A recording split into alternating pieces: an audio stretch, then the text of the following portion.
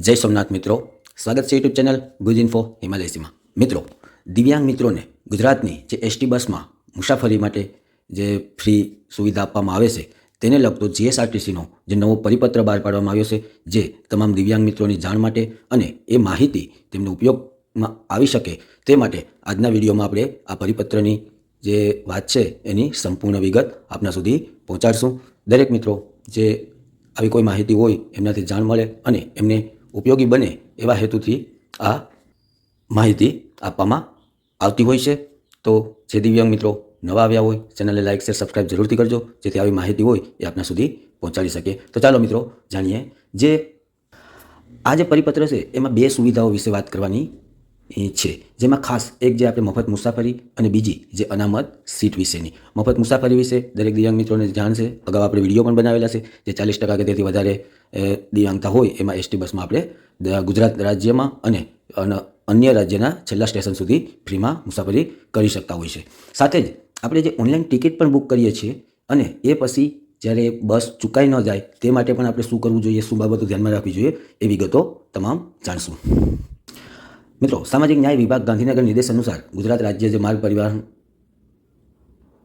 વાહન વ્યવહાર નિગમ જીએસઆરટીસીમાં દિવ્યાંગ મુસાફરોને વિનામૂલ્યે મુસાફરીનો લાભ આપવામાં આવે છે. આ યોજનાનો જે લાભ છે એ ઘણા દિવ્યાંગ મિત્રોને મળતો જ હોય છે, દરેક દિવ્યાંગ મિત્રોને. સાથે જ દિવ્યાંગ અધિકાર અધિનિયમ જે 2016 હેઠળ એસટી બસમાં જે મુસાફરી માટે અનામત સીટની પણ વ્યવસ્થા કરવામાં આવેલ છે. એટલે જ જ્યારે ઊભા રહીને મુસાફરી કરવાની જરૂર રહેતી નથી અને સીટ જે અનામત હોય છે તેનો આપણે ઉપયોગ કરી શકીએ છીએ. હવે ઘણા દિવ્યાંગ મિત્રો જે છે એ ઓનલાઈન રિઝર્વેશન પણ ટિકિટથી બુક કરતા હોય છે. પાસ દ્વારા જ એનું ટિકિટ બુક થઈ જતું હોય છે. એનો વિડીયો પણ આપણે અગાઉ બનાવેલો છે. જો કોઈને ન ખ્યાલ હોય તો કેવી રીતે જે ટિકિટ બુકિંગ કરવી એ આપણી ચેનલમાં વિડીયો છે એમાં જોઈ લેજો.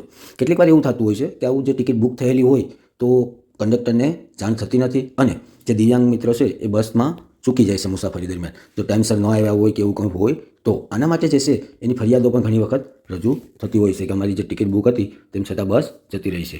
આ માટે જે નિગમ દ્વારા જે સ્પષ્ટ સૂચનાઓ આપવામાં આવી છે તેની વાત કરીએ મિત્રો, તો કંડક્ટરને ટ્રીપ સીટમાં નોંધાયેલ દિવ્યાંગ મુસાફરની સીટ ચેક કરવાની છે.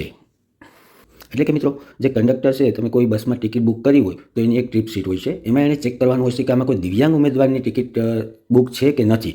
એ ચેક કરે અને જોઈ કે જો મુસાફર નથી આવ્યા તો બસ સ્ટેન્ડમાં જે ટ્રાફિક કંટ્રોલર હોય છે એમને જાણ કરવાની હોય છે અને એના દ્વારા માઇકમાં એનાઉન્સમેન્ટ કરવાનું હોય છે કે ટ્રીપ સીટમાં નોંધ પણ કરાવવાની હોય છે. અને જો જરૂર પડે તો દિવ્યાંગ મુસાફરનો સંપર્ક કરીને મદદ કરવાની પણ જવાબદારી આપવામાં આવેલ છે. આવું નિગમ દ્વારા સ્પષ્ટ સૂચના આપવામાં આવેલ છે. એટલે આટલી બાબતો જે છે એ દિવ્યાંગ મિત્રો માટે જે કામ આવે, ઉપયોગી બને એવી છે.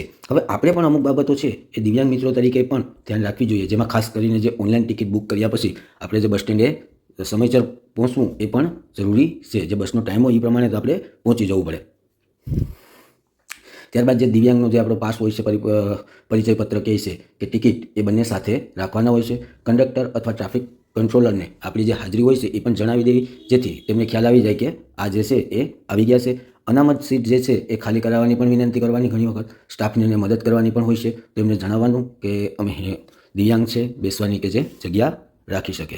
જો કોઈ મુશ્કેલી આવે તો આપણે એના આધારે જે સ્ટેન્ડ પરના અધિકારી હોય એમને જાણ કરવું છે. નિગમે ફરજિયાત કહ્યું છે કે દિવ્યાંગ મુસાફરની ફરિયાદ આવશે તો જવાબદાર જે કર્મચારી કે અધિકારી હશે એમના વિરુદ્ધ કાર્યવાહી પણ કરવામાં આવશે. તો મિત્રો, આ જે સુવિધાઓ છે એ દિવ્યાંગ મિત્રો માટે જ બનાવવામાં આવી છે. જે મફત મુસાફરી કહું કે અનામત સીટનો જે લાભ છે, સમયસર પહોંચવું, સ્ટાફને જાણ કરવી, આરામથી મુસાફરી કરવી, એ ખરેખર દિવ્યાંગ મિત્રો માટે એક ઉપયોગી બાબતો છે.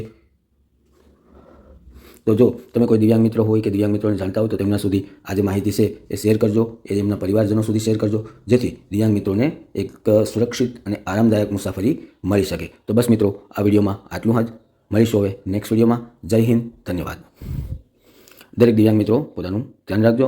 જય હિન્દ.